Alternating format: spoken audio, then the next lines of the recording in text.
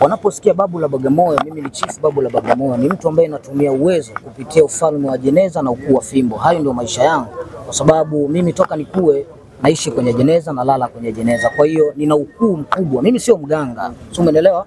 Mimi sio mganga, sina tunguli wala sina chochote unavyoniona, bali natembea na fimbo, natembea na ufalme wa jeneza, ndio ambao niko nao kwa nguvu hizo. Kwa unaposikia Babu la Bagamoyo, mimi si mganga, ila mimi ni mtu ambaye mwenye power tofauti, ambacho naweza kufanya chochote ambacho kinachotokea. Na ndio maana baada ya kuona kwenye mitandao vitu kama hivyo na trendi, nikaona hapana, kwa sababu kuna vitu ambayo kuna kama ulakini. Au sio bana? Asante kwa kuichagua PTV Tanzania. Kwa kwanza kutazama video zetu kwa kubonyeza subscribe button nyekundu hapo chini ya screen yako, kisha bonyeza alama ya kengele itakayojitokeza. Hili jambo ni kubwa sana. Mimi nadhani ndugu waandishi wa habari mnanifahamu Babu la Bagamoyo. Ukiona mpaka Babu la Bagamoyo imeonekana sehemu kama hii, kwamba imenigusa na imegusa wengi. Na sehemu yote ambayo ninapoonekana mimi, jua kuna jambo. Na ndio maana leo hii niko hapa, kwa sababu huu ni msiba wa taifa, kila mtu umemgusa na inatuuma sana. Na ndio maana leo nimeamua kutokeza live, kwa sababu sijawahi kuonekana, nadhani wenyewe mnafahamu. Kwa hiyo nafurahi sana, na nimefurahi pia kuona waandishi wa habari kuwa wengi zaidi na zaidi kukusanyika kwa ajili ya dada yetu, ndugu yetu. Kikubwa tumuombee dua jamani, huko endako, basi Mwenyezi Mungu amlaze salama. Kwa haraka mtu akisikia Babu la Bagamoyo anapata picha kwamba haya ni mambo ya kitaalamu zaidi, mambo ya ukienyeji zaidi. Tupitishe hapa. Jana tumeona the way ambavyo watu kama wewe wanafanya kazi kama ya kwako wakipagana katika kupokea mwili, jambo ambalo lilizua taharuki sana kwenye mitandao ya kijamii. Hilo unalizungumziaje? Kwanza ningependa niwaambie Watanzania, ama ningependa kuwaambia wananchi, ama ningependa kuwaambia wanadamu, kama kitu cha kwanza kabisa, wanaposikia Babu la Bagamoyo, mimi ni Chief Babu la Bagamoyo, ni mtu ambaye natumia uwezo kupitia ufalme wa jeneza na ukuu wa fimbo. Hayo ndio maisha yangu, kwa sababu mimi toka nikue naishi kwenye jeneza na lala kwenye jeneza. Kwa hiyo nina ukuu mkubwa. Mimi sio mganga, umeelewa? Mimi sio mganga, sina tunguli wala sina chochote unavyoniona, bali natembea na fimbo, natembea na ufalme wa jeneza, ndio ambao niko nao kwa nguvu hizo.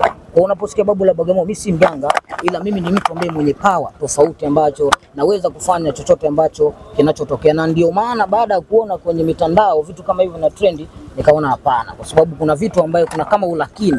Nikaona hapa inapaswa niwepo Babu la Bagamoyo ili kuangalia kweli kinachosemekana ni kweli au la. Na ndio maana leo niko hapa, kwa sababu nisingefika. Mara nyingi sihudhurii kwenye misiba mimi. Sio kama sipendi, napenda, lakini kwa sababu ya mimi ukubwa wangu ninapoonekana, nitaonekana yani ni tofauti kidogo.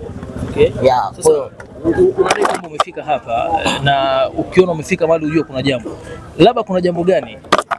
Kutokana na vitu ambavyo vinavyotrend kwa kuzungumzika kwamba dada yetu ametotoka, lakini kwa nguvu za giza. Kwa hiyo kiukweli mimi kama mimi, hiyo imeniuma na imenitachi sana, na kiukweli sijafurahia na wala sijapenda. Na ningependa kusema ndugu waandishi, kwanza nyinyi nguvu zenu kubwa sana, kwa sababu ndio zimenifanya mpaka mimi nikaona, na natoa msisitizo, kama ni kweli kulitumika nguvu za giza kupitia kumpoteza huyu mwanamama, huyu mwanadada, basi hakikisha kabisa kilichokwenda chini nacho pia kitakwenda chini, wala hakiwezi kuchukua muda. Ninachokiamini mimi kwenye uwezo wangu, ardhi ambayo nilioikanyaga na kuzungumza na kutumia nguvu zangu na pawa yangu, kutokana na falme zangu ambazo zilizokuwa kulia na kushoto, lazima zitafanya kazi yake na ukweli nitauelewa. Lakini kikubwa zaidi niseme kwamba binadamu tuishi kwa amani, tupendane. Usifanye kitu ambacho ukamuaffect mwenzio mpaka ukamtoa kwenye ulimwengu wa dunia, sio kitu kizuri ndugu zangu. Yaani hilo lazima tujifunze na tujue. Ukiniona nimefika sehemu, narudia, ukiniona nimefika sehemu Babu la Bagamoyo sijawahi kuonekana kwa waandishi wa habari namna hii, inamaanisha kwamba kuna kitu na kuna jambo. Na nimekuja hapa na kuwasihi watu wengine pia walete utulivu wa kutosha, wasilete fujo, kwa sababu msiba, nadhani nyinyi wote ni wafiwa hapa. Hakuna hata mtu mmoja ambaye hajafiwa. Mnafahamu kabisa uchungu wa msiba, mnajua nini maana ya kufiwa. Hii happy ambayo ninazungumza mimi sio happy ambaye anayezungumza aliyefiwa na dada yake ama na mama yake ama na mwanae, ni tofauti. Kwa lazima tuchukulie msiba kama ni jambo kubwa sana ambalo limetugusa wote, na tulijue na tujue jinsi gani ambayo tutaweza kumuombea kwa wote kwa pamoja, ili mlaji akaishi mahali pema peponi. Pengine watu wanaweza kuwa wamekuona leo, ishawahi kutokea labda kabla ya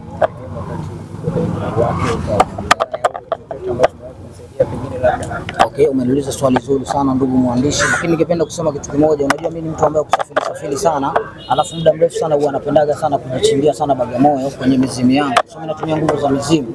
Kwa hiyo mimi nilikuwa sikupata bahati, ila nilikuwa naona hivi vitu kwenye mitandao. Wakati huo alikuwa tayari ameshasafirishwa, lakini nikasema kwamba siku akirudi nitakwenda kuonana naye ili nami nikatie nguvu zangu nikiwa kama babu la Bagamoyo. Lakini kwa bahati mbaya nadhani Mungu akupenda, nafasi haikupatikana. Ametangulia mbele zake, na ndio maana leo nimefika hapa baada ya kuona maneno mengi ambayo yanazungumziwa, mengine si mazuri kiukweli, kwa sababu yanapotosha kama jamii.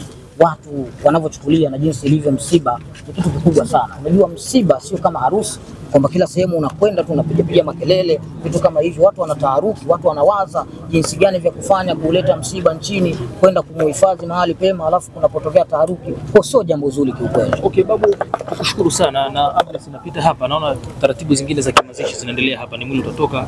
Labda neno lako la mwisho kwa kuaga Tanzania. Mimi nasema naomba utulivu uwe wa kutosha, na tumshukuru Rais wetu Dr. Samia Suluhu Hassan, mama wa Tanzania. Tunasema kwamba kauli mbiu ya 2025 mama nenda kazini, kwa sababu kuna usalama mkubwa, na ndio maana leo niko nafanya interview na waandishi wa habari wote. Asante sana. Wazee wenye mikiza kawabi.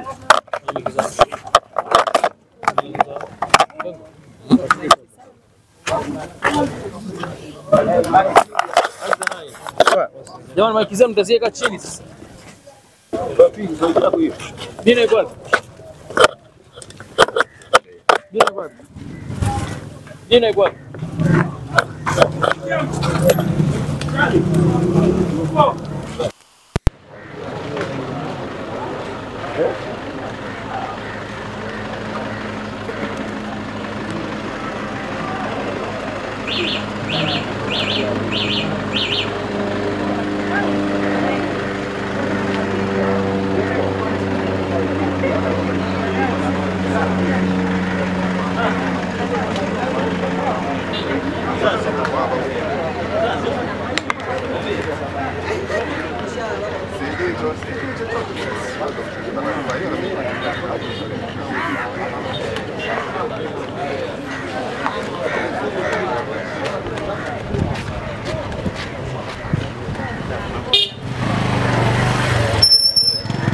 Pande gani?